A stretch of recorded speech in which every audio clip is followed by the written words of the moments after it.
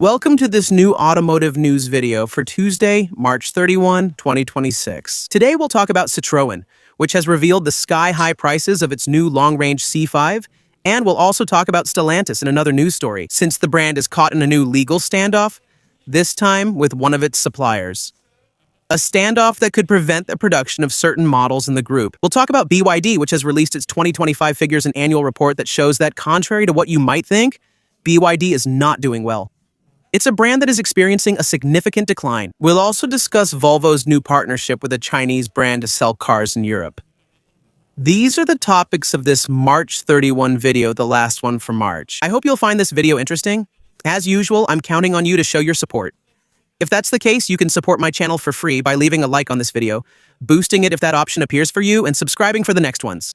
And, of course, leave a comment where you share your opinion on today's news, especially regarding the Citroën C5 long range. What do you think about these prices? Are they justified or too high? It's up to you to decide. And that's actually going to be the first topic of today's video. We're going to talk about the prices that Citroën has announced for the new long-range version of the C5 Aircross. Prices that are overall quite high compared to what the competition offers, with, on top of that, some technical lag in certain areas compared to other brands. So, first of all, here's the definition of what Citroën calls long range. Because in this version, with the 97 kW battery and a 230 horsepower motor, the range announced by Citroën is 680 km WLTP. Up until now, the maximum range you could get on a C5 Aircross electric was 520 kilometers, so that's 160 kilometers more. It's also 10 kilometers more range than the Peugeot 5008 electric, which is technically exactly the same vehicle. The batteries and platform are the same, so it's better, but still less impressive than what other manufacturers are announcing for their latest electric SUVs. We'll discuss that soon. The only point where, technically, this C5 Aircross is a bit behind, since Stellantis has decided, at a time when most manufacturers are starting to move towards 800V architectures, which allow for much higher charging speeds, they've decided to stick with 400 Phi on this C5 Aircross. As a result, the charging times aren't amazing. We're looking at a fast charging speed that goes up to 160 kWh, which allows you to go from 20 to 80% charge in 27 minutes, so 27 minutes to recover about 400 kilometers of range. That was acceptable for an electric car in 2024 or 2025, but now that we have manufacturers who, for similar prices, can offer charging speeds that sometimes go up to 300 or 400 kWh, with the possibility of regaining 500 or 600 kilometers of range in 20 minutes, the C5X long range already seems relatively obsolete, especially since the price doesn't take that into account. That's the big problem. The entry-level versions start at 47,000 euros, and if you want all the equipment, all the options, it can go up to more than 50,000 bucks. That's becoming a lot for a Citroën, especially since Citroën has said for months it wants to be Stellantis' Dacia and offer the most affordable vehicles. 50,000 euros isn't affordable. And once again, compared to the competition, it's very expensive. For example, if you go to Tesla, we always talk about them, but they're still the benchmark. For 3,000 euros less at Tesla, you can get a 2026 Model Y, which is therefore cheaper. It claims the same range, but it offers charging speeds that can go up to 250 kilowatts. So the charging times are much shorter than those of the C5 Aircross long range. Especially since in the long range version, the C5 Aircross will have to face two additional problems. The first is that only its entry-level version is eligible for the French bonus, the CEE. To benefit from it, you have to buy a vehicle that costs a maximum of 47,000 euros. With a base price of 46,990 euros, it only has a margin of 10 euros. So, with the first option, any extra equipment you add will push you over the 47,000 euro limit, and you won't be able to benefit from the CEE. And secondly, the 96.9 kilowatt-hour batteries installed in this long-range version are the famous batteries made in France, in the north, in Douvrin, at the ACC factory. And it's with these famous batteries that a few weeks ago, Peugeot announced delays of over a year between the time the vehicle is ordered and the time it is delivered. By the way, DS, which uses the same batteries, had announced similar delays for its DS8. Since the C5 Aircross uses the same batteries from the same place, I don't see how the C5 Aircross long range wouldn't face these long delivery delays. As I explained earlier, this vehicle is already on the verge of being obsolete compared to the current electric cars that have come out in recent weeks. Imagine paying 47,000 euros for it in 2026, and receiving it in 2027 at a time when electric cars will probably have made even more progress. It's definitely a vehicle that's going to lose a huge amount of value as soon as it leaves the dealership. By the way, since we're talking about Stellantis' troubles, let's talk about a new legal issue they're facing. This time, it's not their fault.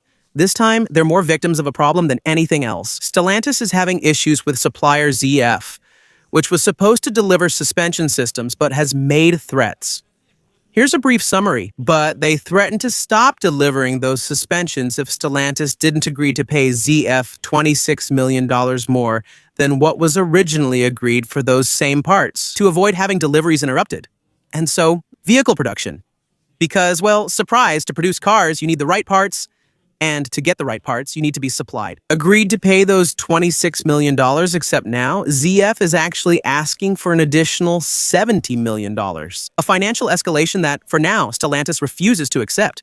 So Stellantis has taken legal action to force the supplier ZF to resume its deliveries. There was a first hearing in which a judge issued an injunction, a temporary order, requiring ZF to continue its deliveries to Stellantis factories, precisely to prevent local production lines from being disrupted, factories from shutting down, and temporary layoffs from occurring. But there will be another hearing in a few days on April 6th, and for now, we don't know what decision will be made. We don't know if ZF will be forced to accept the old prices, or if Stellantis will be required to pay an extra $70 million for the same parts. In any case, this conflict highlights a fairly well-known weakness in the automotive sector: dependence on suppliers. Whether it's for suspensions, batteries, or raw materials, sometimes it only takes a single decision to halt a brand's car production. I also wanted to quickly talk to you about BYD, which has released its 2025 results. Well, it's not that impressive, even though we hear about BYD 24/7. It's the new big brand that's gaining market share everywhere, with a huge technological lead over all its electric car competitors. And yet, in reality, well, the group's finances aren't that great.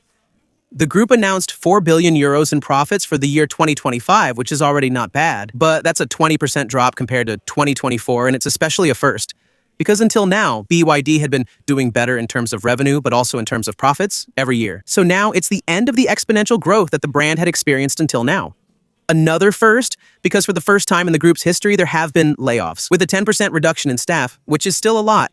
When you know that there are more than 800,000 employees at BYD, that's probably more than 80,000 people who have been let go. For 2025, a drop in global numbers is mainly due to the slowdown in the automotive market in China. It's kind of the end of the electric bubble in China, since subsidies for Chinese cars have been removed.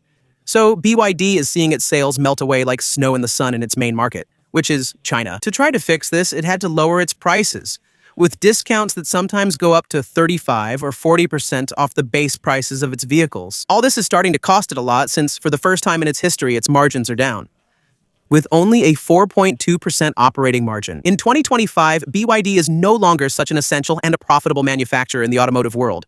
When a manufacturer has less than, let's say, 6% margin, it's considered not great.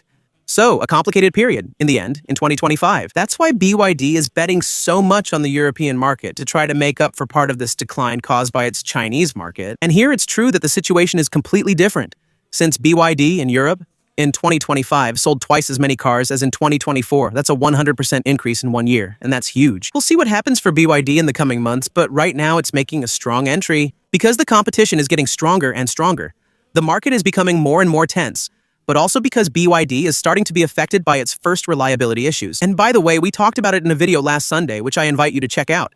In the meantime, BYD took the opportunity to share some new information about its Denza Z, which will be a sporty C-segment car, a halo car. It will be a kind of competitor to the Porsche Taycan. BYD has confirmed that it will indeed come in 3 different versions: a coupe version, a convertible version, and a track version. A particularly niche model, which might be a little less interesting in Europe than in China, since even though BYD is communicating about this car, reminding us that its range will be over 800 kilometers, and that it will recharge in 9 minutes. We should note that this charging is based on a charging power of 1,500 kilowatts, which this car could theoretically achieve, but isn't available in the European charging network. We're ensuring this helps BYD improve, even its image, since it's a Chinese car. Volvo recently signed an agreement with Linkenco to be its official importer and distributor in Europe. So, to buy a Linkenco, you'll need to visit a Volvo dealership. And at the same time, Volvo has signed a €300 million agreement, allowing it to start buying back its own brand, Polestar. It was supposed to be Volvo's luxury brand, which belongs to the Chinese group Geely. Until now, Volvo only owned 9% of Polestar, and with these 300 million euros, it will now hold a 20% stake, which suits the Chinese group Geely well, as it is currently restructuring its brands, and to sort out a bit between what sells and what doesn't. And since Polestar for now isn't an incredible success, I think Geely is quite happy to be able to get rid of some of its shares. Let me know what you think in the comments. See you tomorrow for the first video of April, the April 1st video. And since Citroën already made us laugh a lot today, tomorrow, we'll refrain from sharing any April Fool's jokes, and I'll try to only share real news with you. See you tomorrow. For this next video in particular, feel free to subscribe, leave a like, and become a supporter by clicking the join button below this video. Thanks to those who will take a look. Thank you for watching this video. Bye.